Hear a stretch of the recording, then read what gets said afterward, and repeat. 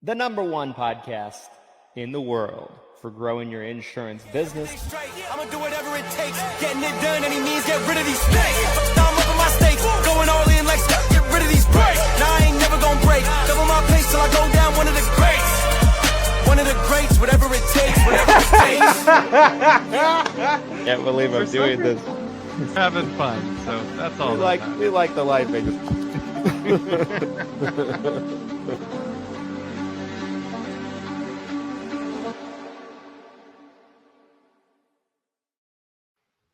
All right, ladies and gentlemen, welcome back to another episode of the Seven Figures or Bust podcast, the number one podcast in the world for growing your insurance business. We're coming to you live on a Friday. I'm Christian Brindle, joined with Glenn Shelton as always.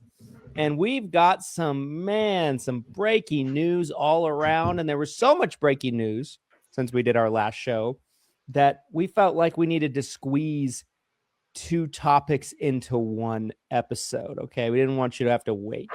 I think this might be a tag everyone worthy episode, to be honest, Mr. Brindle. I think we have some information that the masses need on really multiple fronts. The ACA topic, I mean, this is literally less than 24 hours old. Hasn't even been 24 hours since the latest has come forward, with potentially more to come. And then obviously the state DOI situation has been escalating since Halloween, and it looks like CMS has a response. So that's something I think we were all kind of holding our breath, waiting on what's going to happen. And so it's very interesting as these developments continue. You know, that being said, thoughts on the Thunder being 23-24-1. Are they the best NBA team in the last 50 years? Well, you can't say that unless they win it all this year. You can't say that. Like, so the record means nothing. Like, if they break that means nothing. If they only lose like 3 games this season, that means Golden nothing. State was 73-9, broke the record and lost in the finals. So you can't say they're the best team ever. You can't be the best team ever and lose. Regular season. You can't. You just can't. Now they're a historically great team. Like they've basically ran it back from last year, kept their pieces about the same. They look really good. They look really good. So it wouldn't surprise me if they just run through the playoffs. We have the Emirates Cup this weekend. Does the Thunder take it? And if they do, does that mean anything for you? Do you care about does the in-season tournament mean anything to you? No, I think it's ridiculous. Like I couldn't tell you how it works, like how the brackets work, you know, the colorful arena, the colorful courts and everything like that, you know, like you love the colorful courts.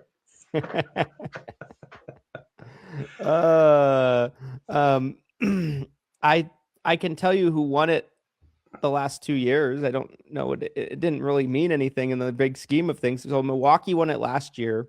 They didn't do nothing in the playoffs. The Lakers won it the year before. I think they made it into the play-in that year or something like that. Yeah. It seems like the biggest selling point is the bench players getting a paycheck. That's like what everyone thought. It's like the vets going out and they're like, I'm gonna get you paid, bro.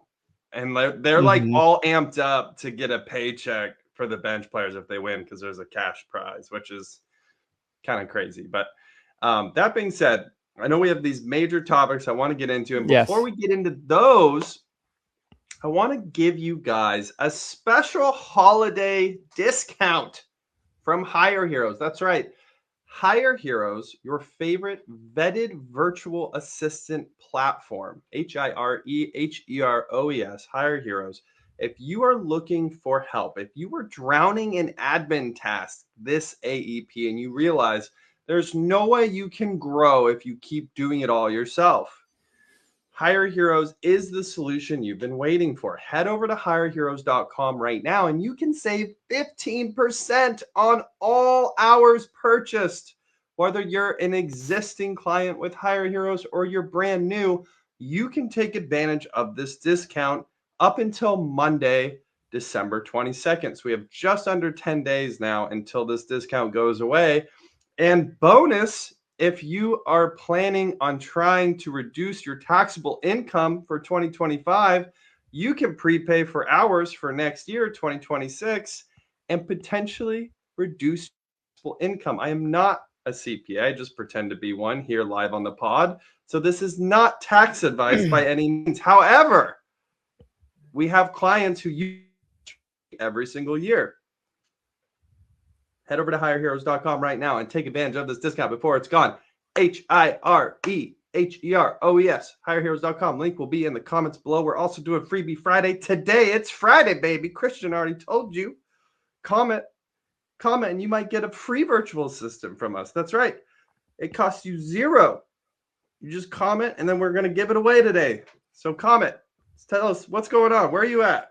What are your thoughts? Are the Thunder the best NBA team the world's ever seen? Tell us if you're mad at Dr. Oz. Tell us if you had the best AEP ever. Tell us if you're trying to sell your book of business. Tell us what's going on. Just drop a comment below. So there we go. We got all the business out of the way. So we can get some meat and potatoes. Paid the bills for this episode. That's right. Paid those bills. All right. So I felt like a good place to start on today's show was ACA and what's going on with the subsidies. So why don't you kick us off with kind of breaking down what's happened, right? So my understanding is it happened yesterday. There were some votes that were transpiring on essentially extending ACA subsidies going into next year. And to kind of set the table a little bit, they had come to an agreement because a lot of this had to do with what ended up having the government shutdown. Why don't you back up a little bit further? Why don't you start with COVID and what happened? Okay. In case someone's really like out of the loop here, give us a quick overview of what happened and why we're even at this point. Yes. So subsidy-wise, pre-COVID, right, like 2018, 2019, we were seeing subsidies kind of along the lines of what we're seeing right now. You know, like you can't get a crazy high subsidy if you're making $100,000 a year in most cases. You know what I mean? Like, but then COVID rolls around, and like anything, you know, they're printing stimulus check money and all kinds of things. They throw out these insanely high, never before seen that I'm aware of, ACA premium tax subsidies. And it made it to where there were all kinds of people, you know, people making 75, 80 grand a year paying $0 premiums for their plans. You know, people paying hardly anything if they're making 100 grand a year. And this extended and was extended multiple times over the years, all the way up until now. So then comes time to look at and reassess the budget come end of year in Q4. This had a big part of what the disagreements were about, extending these or not extending these. And it kind of domino affected into the government shutdown. They reopened the government with the understanding that they would reassess this situation specifically in December. Well, here we are in December. They reassessed. And it was so interesting the way that it was actually put out there. It's like, yeah, we'll reassess it. They both sides agreed to reassess it in December, but no real agreement of any kind that it would actually, you know, bode on any kind of deal of any kind. But essentially the general consensus at the time was we're not going to extend them, but we'll reassess it, is kind of the way it goes. So catch us up on what happened yesterday in this reassessing period. Yeah, that was a great kind of 40,000 foot overview. If you've been completely lost in what's going on, I want to say these subsidies, correct me if I'm wrong here, I thought it was something like 60 to 80 billion a year. Sounds right. Does that sound right? I mean, I'm trying to, I don't have the number in front of me. It's a lot of money though. Like I mean, we're not talking like defense budget big, but it's a big number, right? So that's why this kind of became this sticking issue going into the government shutdown, like Christian said, is, you know, both sides were kind of like, well, this has to happen in order for us to clear the budget. And the other side's like, well, this has to go away in order for us to vote on the budget. So 2 proposals make it to the Senate floor yesterday that they're voting on. And again, it's kind of left Democrat proposal and a right Republican proposal. The Democrat proposal, and I'll literally read this to you, they were looking for a 3-year extension of those enhanced ACA premium tax credits from the COVID-19 era. So Democrats were hoping to get a 3-year extension on what is essentially about to expire. And then the Republicans were essentially crafting something around what Trump had said. It was a $1,000 to $1,500 one-time payment that I guess would go through an HSA. And the idea was, which I still don't understand the logic behind this. It's this idea that insurance, again, this kind of came from Trump's mouth. It was insurance companies are greedy and super profitable, so we're going to give American taxpayers $1,500 to then turn around and give to the insurance companies, which is just more money. It doesn't make any sense. So they go to vote. Both of them received the same amount of votes, 51 to 48, which, yes, that's technically a majority, but in order for it to pass in the Senate, it has to be 60 votes or higher because they have to get over that filibuster margin. Otherwise, it will never go through.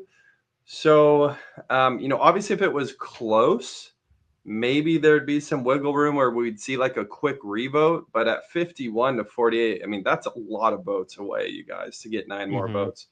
The other thing to mention here, there's one more week before recess, before they go away for the holidays. So there's a possibility. They've been working so hard in Washington for us. Remember that video you played for us on the show a couple of weeks back? I was not a vacation. I was working every day. That was great. I don't know how long I think it's at least 2 weeks, if not longer, they're out. So as far as like what we're looking at, right? So what we're looking at right now is nothing's changed. These premiums are set to expire. And as of right now, it looks like nothing else is really on the roadmap to pass. What could happen over the next week, there's already a couple of petitions floating around to try to get another vote going. One of those petitions is for a 2-year extension. So basically the Democrats, again, trying to compromise by cutting it 1 more year off of what just got voted on. I don't really feel like that's going to make any difference. The other proposal that might have some legs to it, it was a 1-year extension, but I think it was also a reduction at the same time. That seems like a true compromise to me. Like they're like both sides are actually giving some. So, but again, they're at the petition stage. They have to get enough people to sign off on it to even get it to the floor to vote on it. And with a week on the clock, I don't know if there's really any hope. The one interesting part here that keeps coming up is the politicians who are going to be reelected soon. They seem to be very much so trying to get something back. Because again, if you lose your health insurance because you can't afford it, and then you vote next year or you vote in the next couple years, you're probably going to want to flip the candidate, right? Just basic math behind what's going on. So that's kind of the catch up. That's what happened yesterday. That's what could happen in the next week, and that's kind of where we're at right now. So thoughts on all that, Mr. Brindle? Yeah, I think that was a great breakdown of kind of what's going on now. And my thoughts are, I have several. There's a lot to unpack there. The first thing is, when he first put this idea out, I was super critical about it, and I got bashed over the head. Like I was called a Dem, a liberal. Of like, yeah, because I disagreed with one thing. Furthest person I know from being a liberal, but somehow you're getting labeled. I'm having people come out of the blue. They're like, look, another radical left. I'm like, whoa. Like then he voted for Kamala. Yeah. How do you think it'd be if your girl was in there? Like I didn't vote for Kamala. I'm sorry. But anyway, I was pretty critical about it at the time when he put the idea out because I'm like, this is insanely stupid. So from a government perspective, right, and a spending perspective, without knowing the numbers, would estimate that them doing a one-time $1,000 to $1,500 payment would save the government a lot of money, opposed to doing the premium subsidies. But again, it's being turned around and given to the insurance companies anyway. So it's essentially a way of doing a subsidy while doing a much lower subsidy, right? Because you got to think about it. Like if there's a family and their premiums are $1,000 a month, let's say, and they were previously getting 100% of that covered, or 80% of that covered, or 90% of that covered on a month-to-month basis. Well, that family was getting 10,000 plus a year of their premiums paid down. Yes. But then all of a sudden it's like, okay, here's $1,000 to pay your premium for this month. You know what I mean? Yeah. Like, how does it help anybody? Number one.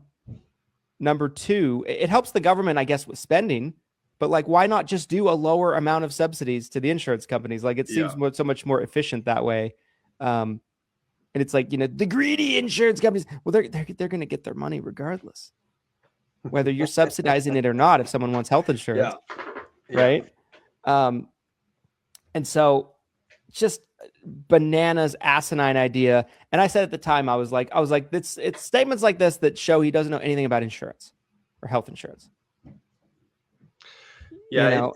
It comes across almost as a slap in the face to me. Yeah. I guess if maybe you don't know anything about insurance, like as a consumer, if you are maybe really young and healthy and you don't know anything about insurance, maybe the idea of getting a one-time payment of $1,500 is exciting to you. I don't know. But for those of us who live in the real world, whether you're an agent, broker working with, these beneficiaries, these people who are actually using their health insurance, or as a consumer who really needs health insurance, the idea of getting a one-time $1,000, it's nothing. I mean, it's nothing. It's like, it's not too different to me than the stimulus checks going out. Yeah. And people are like, whoa, $2,000. Yeah. Here we go. And then you have years of inflation through the roof. Stimmies, baby. So like everything costs way more now for you. It's like, but I got the $2,000. And it's like, I paid $10,000 in additional living expenses a year now. $15,000. Yeah. And I'm like, congratulations, good for you. It's like that same type of idea to me. That was a bad idea. This is a bad idea. And again, I think it's just like, I've definitely been very vocal lately about saying politicians are not about finding solutions on either side. They're about putting that together, something that's the perception of a solution to buy favor from the public, right? They don't care if it actually fixes anything. It's just something that an uneducated person, they could be like, look what I did, and it didn't actually help anybody.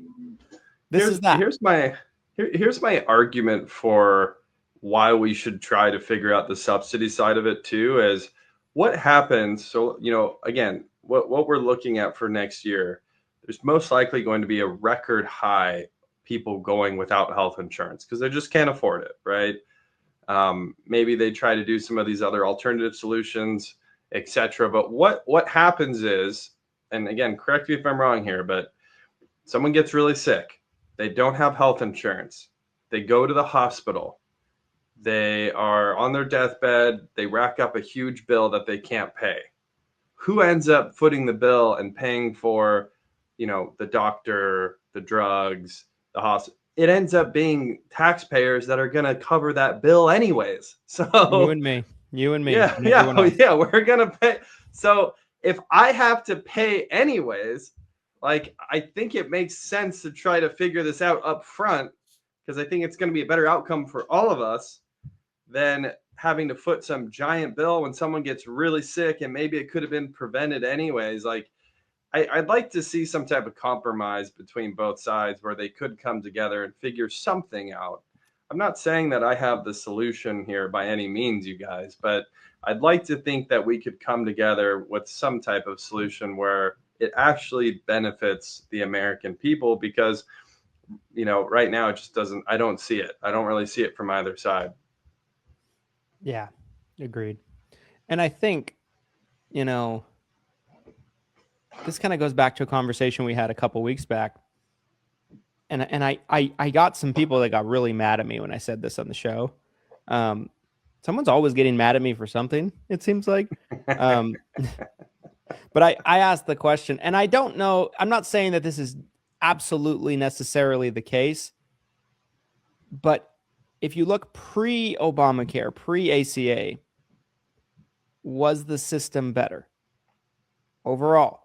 You could debate it, right? Like it was worse from the standpoint of if you were extremely sick, you were kind of screwed, right? So but at the same time, how can the insurance companies mitigate risk if they can't filter anybody out?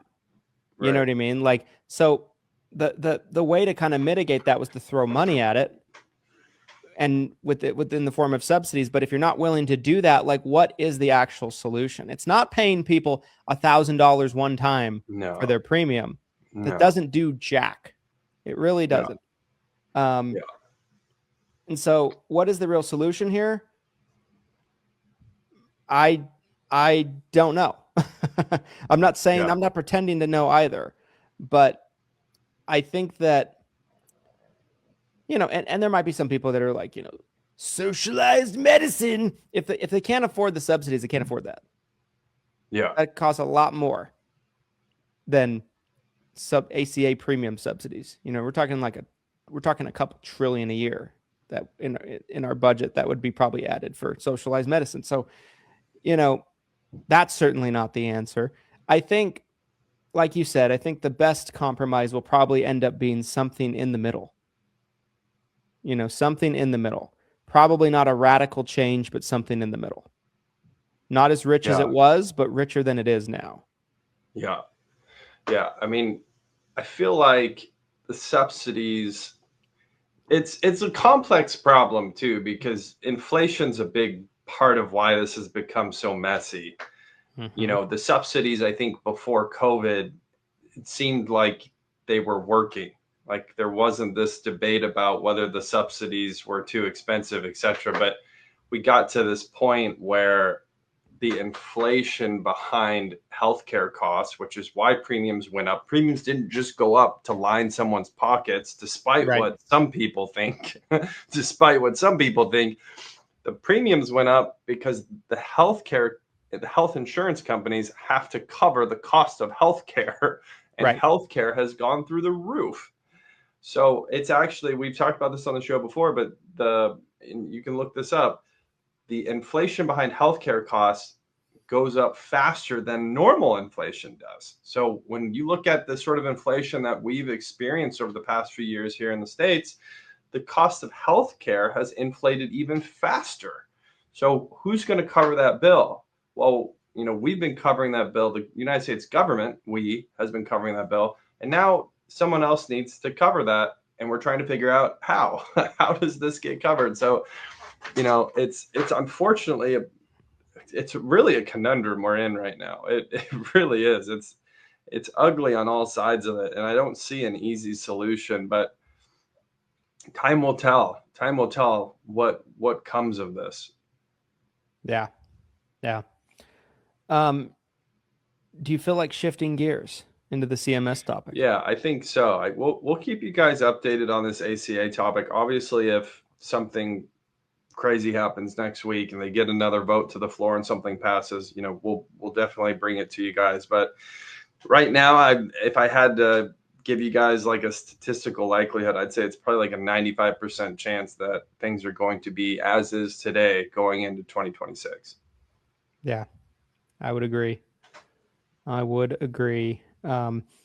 This next topic we wanted to talk about is kind of in connection with one that we've talked about a lot on the show, and that is the State Department of Insurances. And I'll do a little bit of backtracking and kind of catch you guys up if maybe you've been under a rock and haven't been paying attention, right? So in connection with carriers having an increased spike in non-commissionable plans and also suppressed plans to the point that they're being hidden from websites, quoting websites, and taken off of quoting platforms entirely, like Sunfire and Connecture and things like that. There's been several state DOIs, Department of Insurances, that have come out and put out bulletins, which, if you haven't figured it out by now, a bulletin is basically just like it's like a post on Facebook in terms of like significance, like it's not really doing anything. The bulletin just basically being like, shame, naughty carriers. You shouldn't be suppressing plans. You shouldn't be filing a plan as commissionable and then pulling commission last second, which I agree with that part of it. I'm not saying I disagree with anything they said, but they've been coming out one at a time. And I think we're around 15 or so states at this point that have come out and put out their bulletins. There's one state in particular that has done a cease and desist and looks like they're going to be in legal litigation with certain carriers, and that's Idaho. Idaho is the one state that's like wants all the blood. Idaho! E-Bombay! Wakanda is Idaho now, in case anybody was wondering. If you haven't been there for a while, you're in for a shock, okay? It's not going to be what you remember.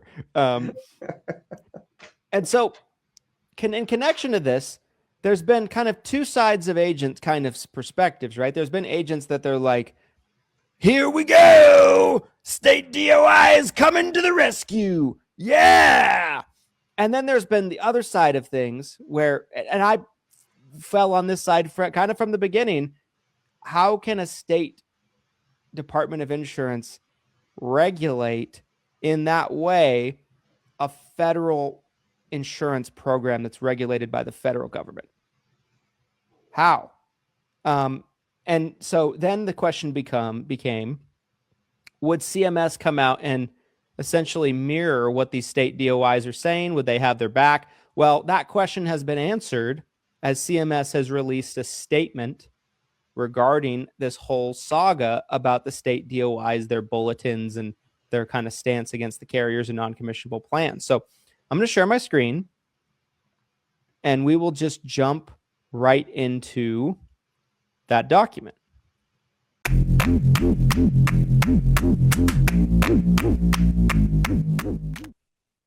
With hundreds of insurance agents and agency owners at the event, this could not be a better opportunity to spotlight your business. If you're looking for a sponsorship opportunity and where to spend your sponsorship dollars this year, the Seven Figure Medicare Agent Summit is the spot to do it. You can have your own booth.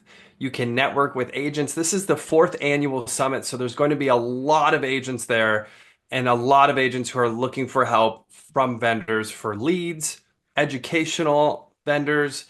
You could have a software tool. There's so many great vendors that we've had in the past, and we're looking at a lot of great opportunities for businesses to sponsor at the Seven Figure Medicare Agent Summit. So if you are looking for a sponsorship opportunity, make sure to check out sevenfiguresmedicareagentsummit.com. Get your tickets today while they're still available and reach out about sponsorship opportunities. We'd love to have you involved with the Seven Figure Medicare Agent Summit in 2025. Now back to the show.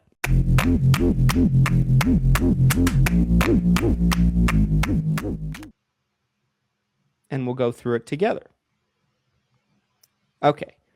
So this came out December 4th, by the way. So this has been out a minute. Important communication from the Centers for Medicare and Medicaid Services. Okay. The Centers for Medicare and Medicaid Services have been made aware of recent actions taken by various states regarding the Medicare Advantage MA program, including actions related to agent and broker compensation, communication, and marketing requirements and enrollment standards.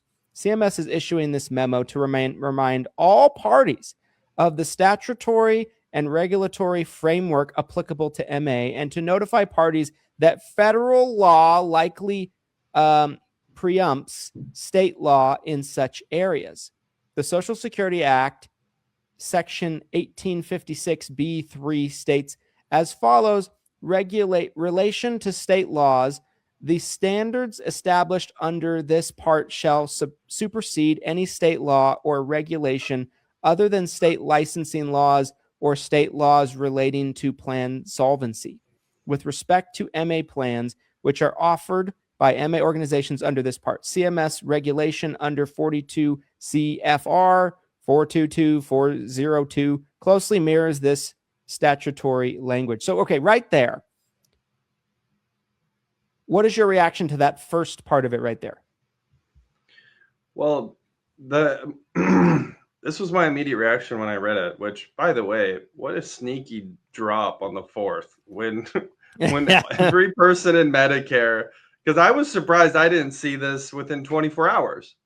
But then when I saw the date, I was like, oh, yeah. I was like, every person in Medicare was way too busy on the 4th to see this. This was like a late Friday news drop type situation. Which was that actually the 4th? Oh, no, it wasn't.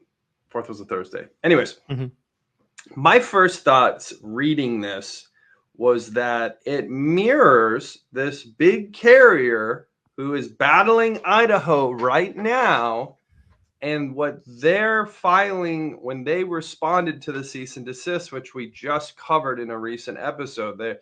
The cease and desist went out. I think you have 30 days to respond when a cease and desist goes out. So it took some time, but that carrier then responds. And one of the big items immediately mentioned by that carrier is that, hey, federal law supersedes anything you guys want to do here. Sorry, not sorry. You suck. You lose. We win. Na boo boo. That was really that was really what the carrier said. And seeing this, it was kind of like CMS rolled up to the party and was like, yo, we're with the carrier. So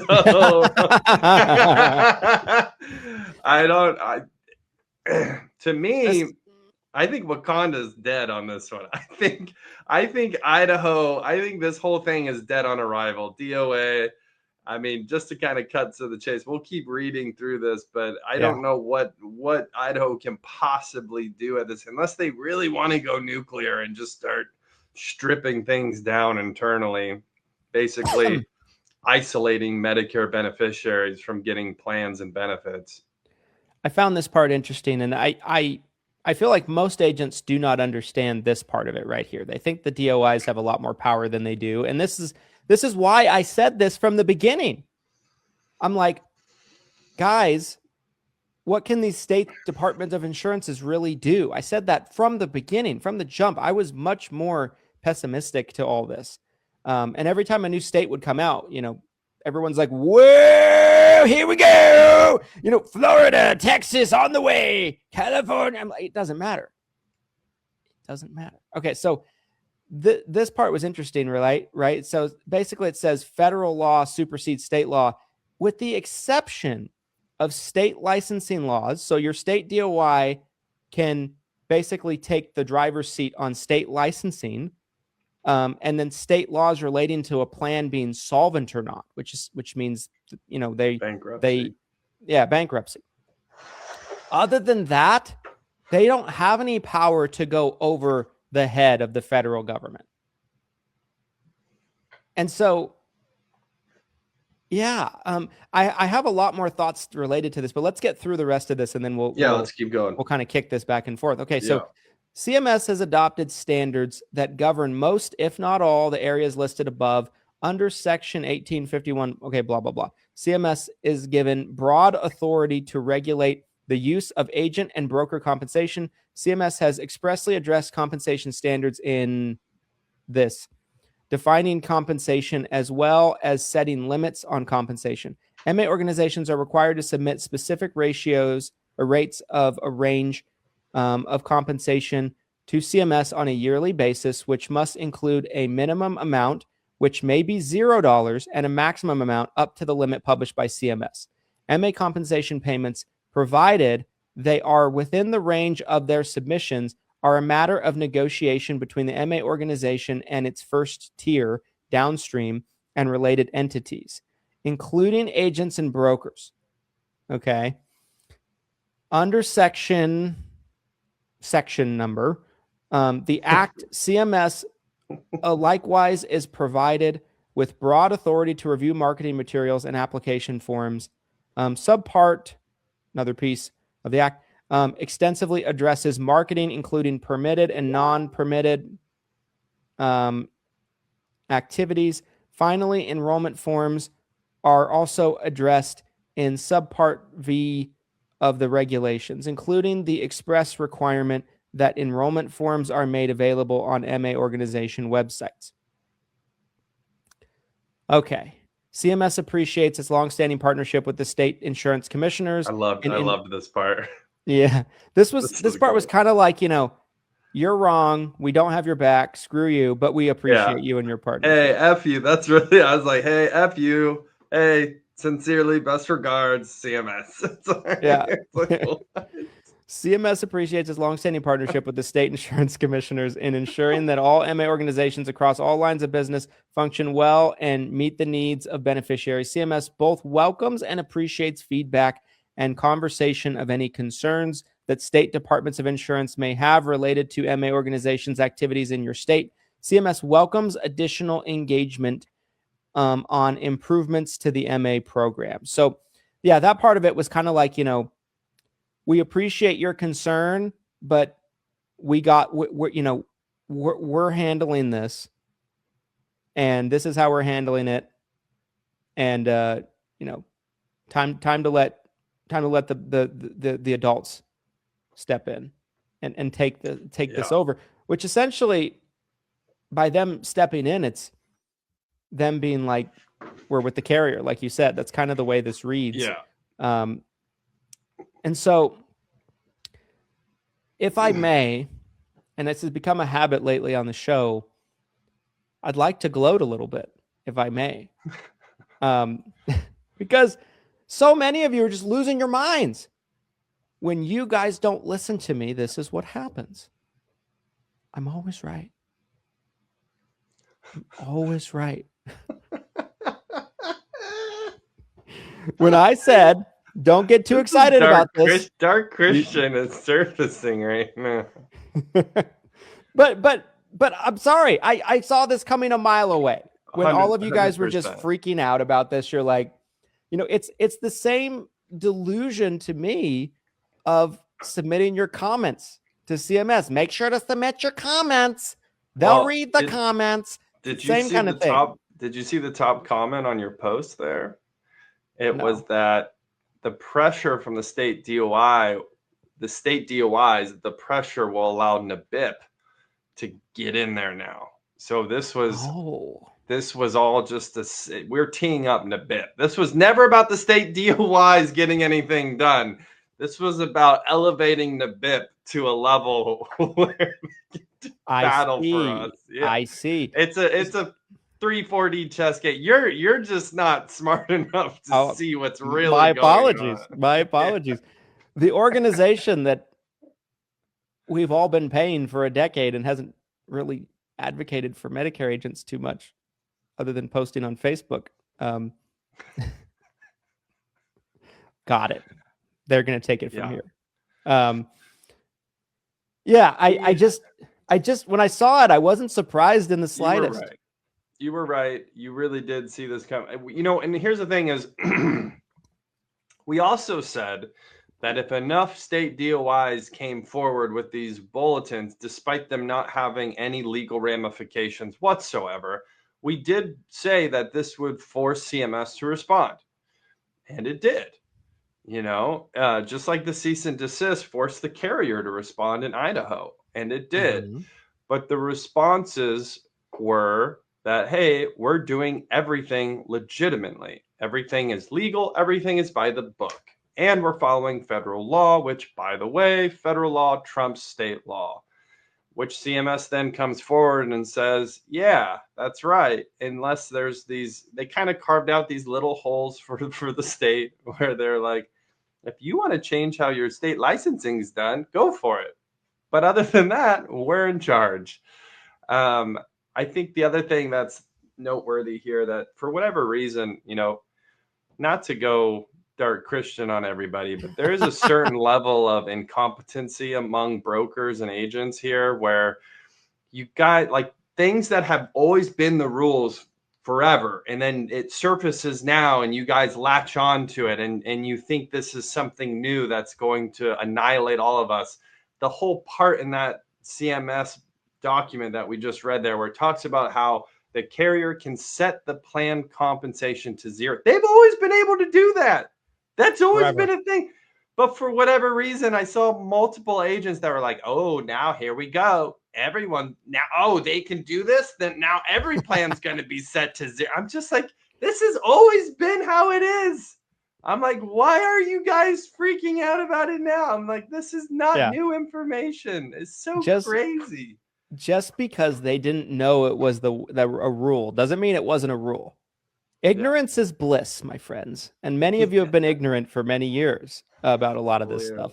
Literally. My thoughts on this was like, maybe if enough DOIs come forward, maybe it puts pressure on CMS to essentially take on the same stance. That was kind of the only scenario that I saw where anything would actually come of any of this. But from the beginning, I said it has to come from the federal government and CMS, because this isn't med sup products we're talking about here. If it was med sup products, these state DOIs could do quite a bit more because they regulate the Medicare supplement products in their state. They don't regulate Medicare Advantage products because they're funded by the federal government. They're completely under the umbrella of the feds.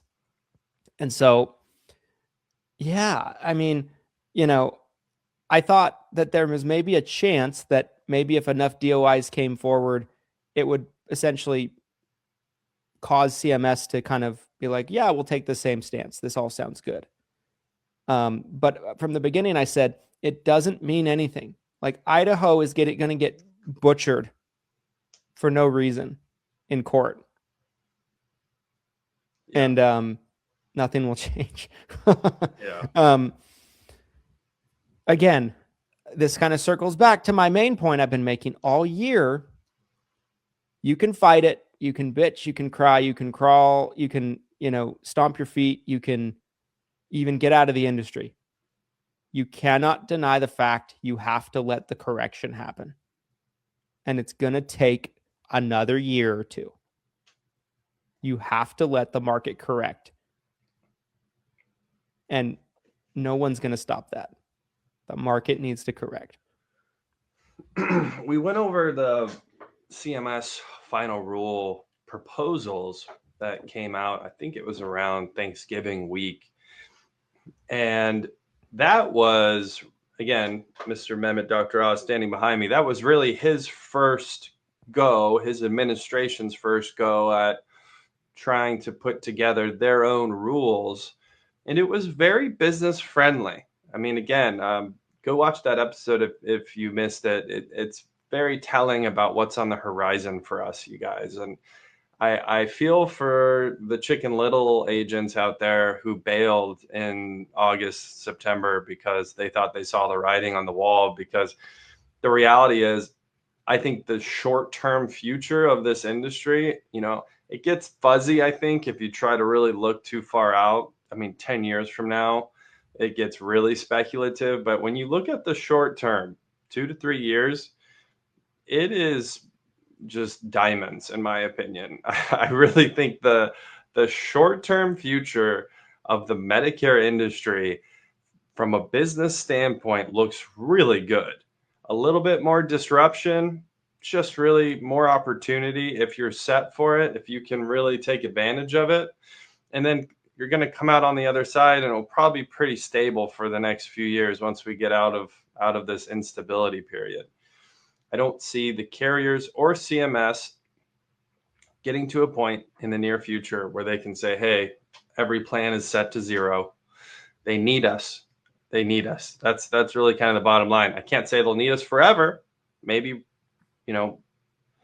Patriot Robot Insurance comes to fruition here and they don't need us anymore. And,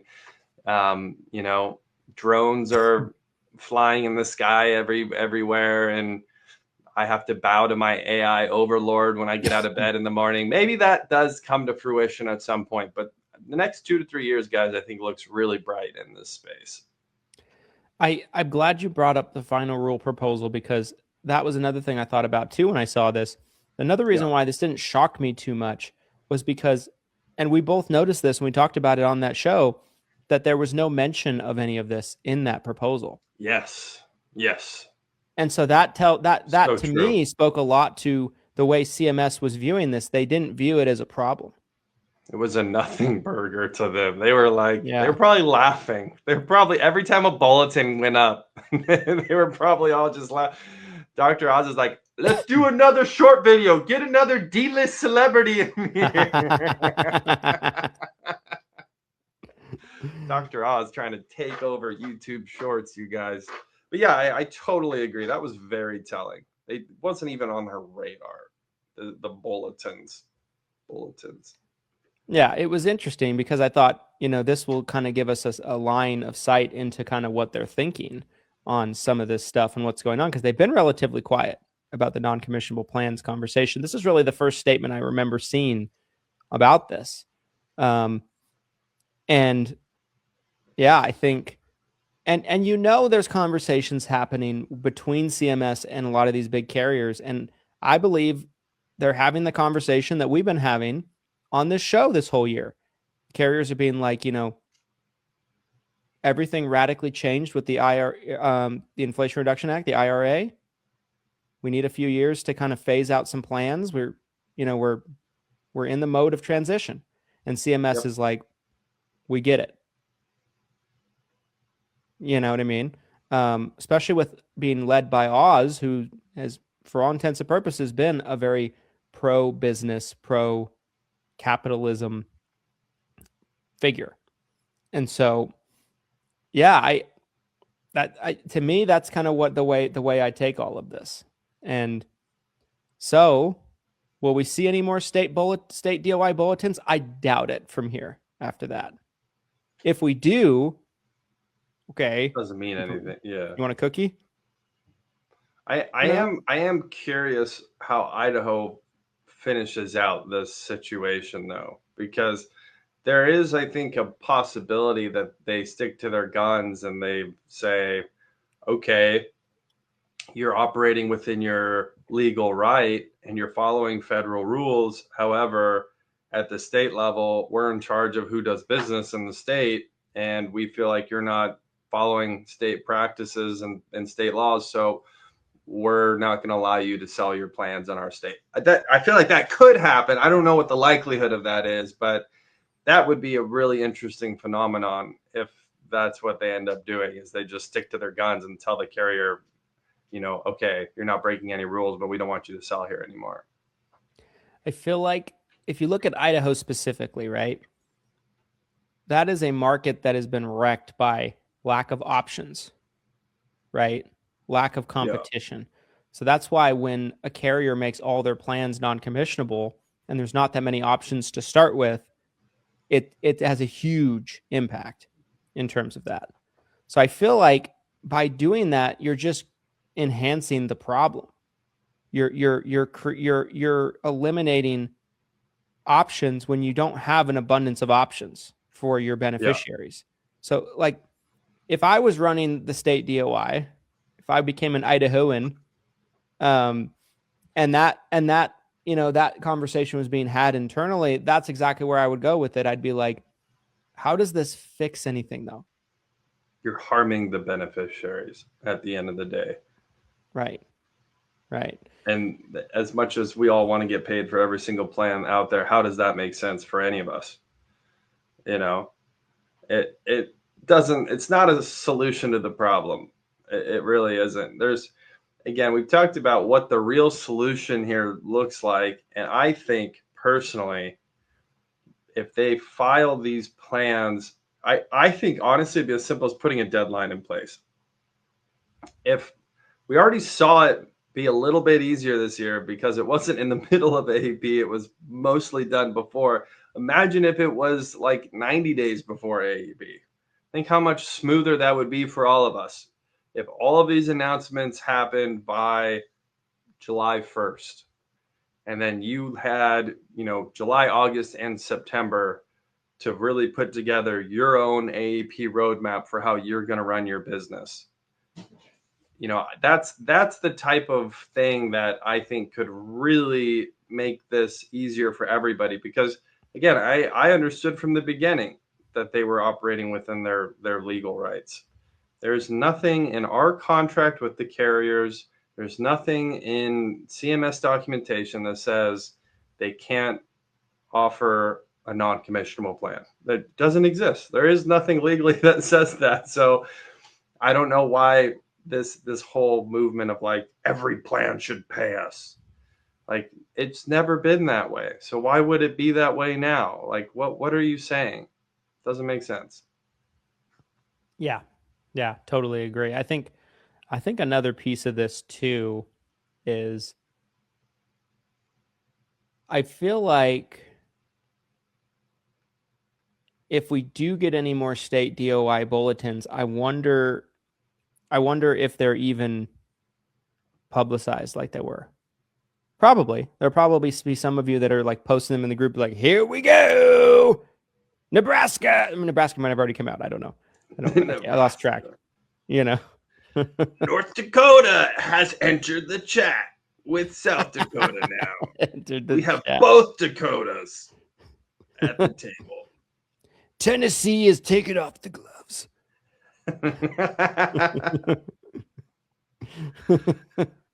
I think it would take at this point multiple cease and desist. We would have to see a collection of these states escalate this to a lawsuit for there to be probably any further communication from CMS on it, to be honest. I think this bulletin we just read today from CMS was like, here's our final thoughts. I don't think there was nothing in there that was like, we're discussing this. We're gonna put out more information about this. Like, there was nothing in there that led me to believe there would be any further communication from them about this. Yeah, agreed. It definitely kind of gave off the vibe of like, we're closing the door on this. We're ending this conversation with this statement. Yeah. I think one thing that's interesting is like that maybe we can finish up the show with, because I know we're getting close to the top of the hour, is being that everything that we said, like state bulletins are kind of a nothing burger. State law doesn't trump federal law, so it doesn't matter how big of a fuss they make. There will be agents that ask, well, then what should I do, Glenn? What should I do, Christian? What should we be doing? Are you saying we're just fucked? What would your response be to that, agent? The real estate market is primed to make a comeback, you guys. It's time to self-terminate your insurance license now while you still can. I say that in jest, but I literally just saw a comment within the last 48 hours from an agent that I knew, and they put together a paragraph comment on someone's post. I can't remember what post it was, but this agent literally said, the writing's on the wall, blah, blah, blah. You should start selling other lines of insurance. If not, completely get out of insurance at this point, which, like, the diversification, I'm a huge fan of diversification at all levels, I love redundancy. I love diversification. There's nothing that is bad about being diverse, you guys. Mm-hmm. If you want to start selling more life insurance next year, if you want to start selling more ancillary products next year, I think that's a great idea. No matter what goes on in the Medicare space, I think diversity is great. That part of it, I totally agreed with. But the secondary part where they literally acted like getting out of insurance would be a good, I'm like, why? Where's the logic behind that? Where is the logic that says like the entire insurance industry is going away? Like what, we're going to socialize insurance or something going into it? Like, there's no logic or understanding for needing to bail out of the industry entirely. So, I think if you're genuinely concerned about this, if you're really looking at this non-commissionable plan situation and you're thinking, man, I'm in trouble, I think the first thing, there's a couple things. One is the diversification aspect. I do think looking at a couple other lines and trying to scale those, sell it to your existing clients, sell it to new clients going into next year, I think that helps. And two is, I think, understanding that a lot of what we saw this year was very much so region based. So if your region got nuked by non-commissionable plans, a lot of other regions didn't experience that same thing. So maybe it's time to look at your marketing demographic, look at your region you've been marketing to, and maybe there's some opportunity to shift that, whether that means instead of selling face-to-face, you're selling over the phone. Maybe you're crossing a state line that's close to you and you're still selling face-to-face, but you're going into a completely different area than you were before. Whatever that looks like, I think that can make a huge difference in the short term as well. That's just kind of two things off the top of my head. But same question to you. What would you say to someone who's freaking out about this idea that, oh my God, they could set the commissionable levels to 0? I didn't know this. Ah! Yeah, I think everything you said I mirror and I agree with, right? Like, I think if you're in an area that's really got hit hard, and let's say hypothetically you can't sell anything. I don't think there's a lot of areas that kind of fit this mold. Maybe, but let's just say that is you. Yeah. Diversifying, selling in other areas, things like that. But outside of those things, it's kind of like what we've been saying all year is like, the real thing is, do you think that the plans that have gone non-commissional are going to term out in the next 1 to 2 years? Do you believe that? I mean, there's no reason not to. Yeah, I think it's highly likely. Many of the plans that went non-commissionable last AEP and Q1 and 2 of this year termed out this AEP. There was over 2 million people that had their plans termed. That was mostly non-commissionable plans. Last year, you had about the same amount of people. There were 2 record-breaking years in terms of members that had SARS, service area reduction, on their plan. So do you think that's going to happen? Or do you think those plans are the future for these carriers? You can't have it both ways. The carriers are trying to hide the plans from their own websites, but you think that's their future? I totally think that's what's going to happen. Someone much smarter than me told me once that the best way to predict the future is to, look at what happened in the past, right? Yes. Like we don't need to summon ghosts to try to we don't need tea leaves. We don't need to get the tarot cards out to try to read the future here, guys. Most likely what we've seen happen in the recent past is what we'll see happen in the recent future. When Christian's bragging about how I was right, it's not because he has a crystal ball, you guys. It's not like he goes into a room in his house and turns off the lights and LBJ gets summoned. All of a sudden, the ghost of LBJ comes out of the wall. It's just like, whoa, Christian. And there's some sort of ritual where Christian gets to have private conversations with the ghosts of LBJ. That's not happening. What Christian's doing at a very high level is pulling things from the past that have happened and looking at the future. And literally, that's his prediction. That's how it's happening, you guys. I'm going to pull back the curtain for some of you. He's looking at the recent past and he's predicting the near future, and he's doing it at an incredibly high accuracy rate because it's really that simple. So I also now need an AI image of you talking to the ghosts of LBJ. Where's your dog? Where's your dog?